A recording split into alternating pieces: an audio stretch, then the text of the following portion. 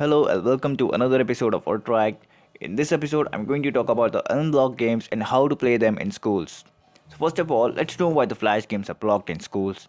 Imagine yourself as a computer lab assistant at high school, and your daily activities includes managing the lab computers, and then you get to know the students are misusing the lab computers as a portal to play online games which brings the virus to the computers. It sounds terrible, right?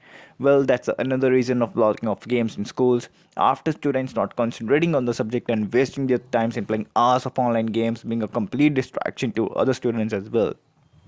As more and more schools are blocking the access to play games on school computers, the hunt for unblocked games on the web is getting wider. Well, the school authorities are not to be blamed, of course, since the students utilize most of their lab time in making high scores to these games. And while the students are busy in earning high scores, they're completely unaware of the virus carried out with the flash contents of most of these games. But the students can't be blamed either, since after a long day of work and low play, they do deserve to play a few fun games when they're bored. Then begins the hunt for the online games in school.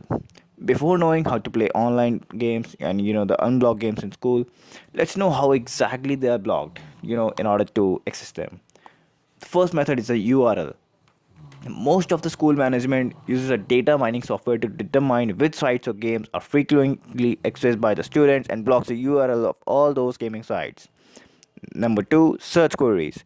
Another method is to use a keyword filter in search queries where every keyword related to games or the name associated with a particular gaming related keyword shows no results.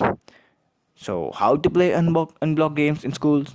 Now, here comes the part you all have been waiting for. In this section, you will learn how to have access to the unblocked games even if your school authorities have blocked them. Let's note this video does not encourage any legal activities and is only for the purpose of knowledge. And be careful while using these techniques in restricted places. So, technique number one, download your favorite Flash games directly to the PC. Yes, you heard it right.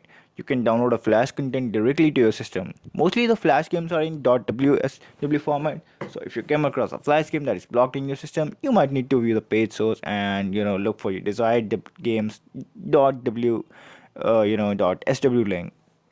Next step would be to download it using a .wsf downloader and play the game using a .swf player.